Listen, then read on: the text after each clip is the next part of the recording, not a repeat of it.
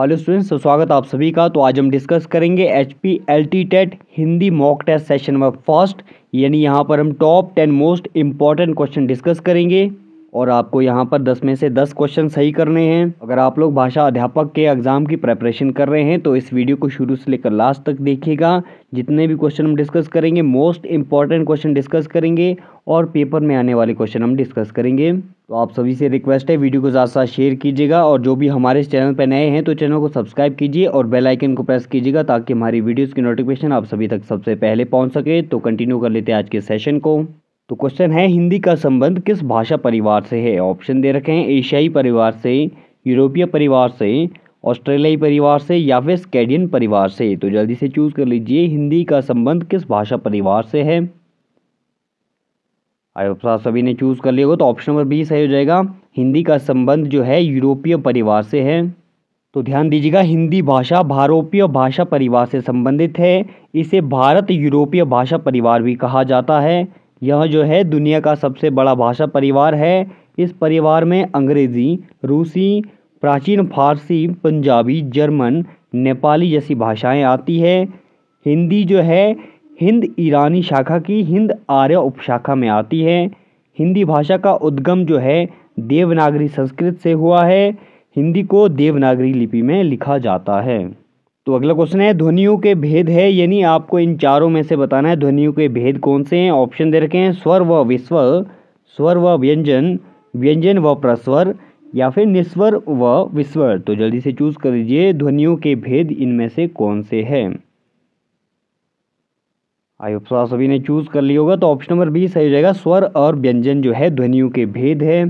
तो ध्यान दीजिएगा, ध्वनि दो प्रकार की होती है, यानी ध्वनि के दो भेद होते हैं, स्वर एवं व्यंजन। तो ध्यान दीजिएगा, स्वर वे ध्वनियाँ होती है जिनका उच्चारण अपने आप किया जा सकता है और स्वर के जो है 3 भेद होते हैं, ह्रस्व स्वर, दीर्घ स्वर और प्लुत स्वर। और नेक्स्ट है व्यंजन। तो व्यंजन वे ध्वनियाँ होती है जो बिना किसी स्वर के नहीं बोली जा सकती। व्यंजन के जो है इसके भेद है वही स्पर्श व्यंजन, अंतस्थ व्यंजन, ऊष्म व्यंजन और संयुक्त व्यंजन, यानी व्यंजन के जो है 4 भेद हैं। अगला क्वेश्चन है, बौद्ध धर्म के उपदेशों की भाषा क्या है? ऑप्शन दे रखे हैं, मागधी, शौरसेनी, पाली या फिर प्राकृतिक। तो जल्दी से चूज कर लीजिए, बौद्ध धर्म के उपदेशों की भाषा क्या है। आप सभी ने चूज कर लिया होगा तो बौद्ध धर्म के उपदेशों की भाषा है भाई पाली। ऑप्शन नंबर सी सही हो जाएगा। तो ध्यान दीजिएगा, बौद्ध धर्म के उपदेशों की भाषा पाली थी। पाली बौद्ध धर्म की पवित्र भाषा है और बौद्ध धर्म के ज़्यादातर ग्रंथ भी जो है पाली भाषा में लिखे गए हैं। तो अगला क्वेश्चन है, हिंदी साहित्य सम्मेलन की स्थापना कब हुई थी? ऑप्शन दे रखे हैं, 1910 ईस्वी में, 1911 ईस्वी में, 1912 ईस्वी में या फिर 1913 ईस्वी में। तो जल्दी से चूज कर लीजिए, हिंदी साहित्य सम्मेलन की स्थापना कब हुई थी। आप सभी ने चूज कर लिया होगा तो हिंदी साहित्य सम्मेलन की स्थापना हुई थी 1910 ईस्वी में, यानी ऑप्शन नंबर ए सही हो जाएगा। तो ध्यान दीजिएगा, अखिल भारतीय हिंदी सम्मेलन की स्थापना 1 मई 1910 ईस्वी को हुई थी। इसकी स्थापना काशी नागरी प्रचारणी सभा के तत्वावधान में हुई थी। इसका मकसद लोगों के लिए हिंदी को सुलभ बनाना था। अगला क्वेश्चन है, ग्रीक वासियों ने भारत के लिए कौन सा शब्द प्रयुक्त किया? ऑप्शन दे रखे हैं, हिंदेशिया, इंडोनेशिया, इंडानिया या फिर इंडिया। तो जल्दी से चूज कर लीजिए, ग्रीक वासियों ने भारत के लिए कौन सा शब्द प्रयुक्त किया। आप सभी ने चूज कर लिया होगा तो ग्रीक वासियों ने भारत के लिए जो है इंडिया शब्द प्रयुक्त किया था। ऑप्शन नंबर डी सही हो जाएगा। तो ध्यान दीजिएगा, ग्रीक लोगों ने भारत के लिए इंडिया शब्द का इस्तेमाल किया था। इस शब्द की उत्पत्ति प्राचीन यूनानी शब्द इंडोस से हुई। इंडोस जो है सिंधु नदी का ग्रीक नाम है। यूनानी इतिहासकार हेरोडोटस ने सबसे पहले इंडिया शब्द का इस्तेमाल किया था। यूनानी लोग सिंधु नदी के आसपास रहने वाले लोगों को इंडोस कहते थे। और ध्यान दीजिएगा, ब्रिटिश औपनिवेशिक प्रशासन ने आधिकारिक नाम के रूप में इंडिया का इस्तेमाल किया था। अगला क्वेश्चन है, पूर्वी हिंदी की बोली कौन सी नहीं है? ऑप्शन दे रखे हैं, ब्रज, अवधी, बघेली या फिर छत्तीसगढ़ी। तो जल्दी से चूज कर लीजिए, पूर्वी हिंदी की बोली कौन सी नहीं है।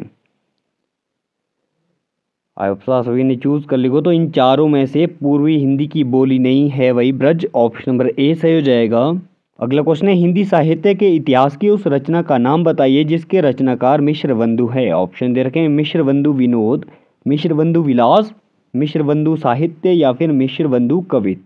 तो जल्दी से चूज कर लीजिए। हिंदी साहित्य के इतिहास की उस रचना का नाम बताइए जिसके रचनाकार मिश्रबंधु है। आई होप सभी ने चूज कर लिया हो। तो मिश्रबंधु की रचना है भाई Mishrabandhu Vinod, option number A सही हो जाएगा। और मिश्रबंधु विनोद जो है ये 4 भागों में बंटा है। अगला क्वेश्चन है हिंदी साहित्य का वैज्ञानिक इतिहास किसने लिखा है। ऑप्शन दे रखे हैं doctor Ram Kumar Verma, doctor Ram Swaroop Chaturvedi, doctor Ganpati Chandragupta या फिर डॉक्टर श्याम सुंदर दास। तो जल्दी से चूज कर लीजिए। हिंदी साहित्य का वैज्ञानिक इतिहास किसने लिखा है। आई होप सभी ने चूज कर लिया होगा। तो हिंदी साहित्य का वैज्ञानिक इतिहास लिखा है डॉक्टर गणपति चंद्रगुप्त ने, ऑप्शन नंबर सी सही हो जाएगा। तो ध्यान दीजिएगा हिंदी साहित्य का वैज्ञानिक इतिहास डॉक्टर गणपति चंद्रगुप्त ने लिखा है। यह किताब जो है साल 1965 में प्रकाशित हुई थी। इसका प्रकाशन भारत तेंदु भवन चंडीगढ़ ने किया था। अगला क्वेश्चन है कलकत्ता से सरोज का प्रकाशन कब आरंभ हुआ था। ऑप्शन दे रखे 1926 में, 1925 में, 1928 में या फिर 1929 में। तो जल्दी से चूज कर लीजिए कलकत्ता से सरोज का प्रकाशन कब आरंभ हुआ था।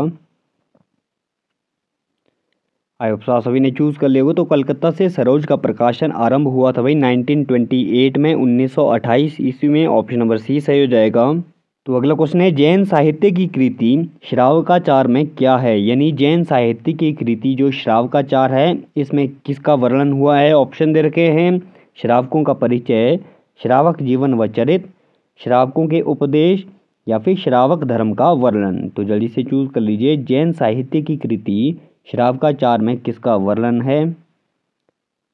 आई होप सभी ने चूज कर लिया हो। तो जैन साहित्य की कृति श्रावकाचार में श्रावक धर्म का वर्णन हुआ है, ऑप्शन नंबर डी सही हो जाएगा। तो आज के सेशन में इतना ही करते हैं। उम्मीद आप सभी को आज का सेशन पसंद आया होगा। तो अगर पसंद आया हो तो लाइक शेयर सब्सक्राइब कीजिए टारगेट फोकस यूट्यूब चैनल को और बने रहिए हमारे साथ।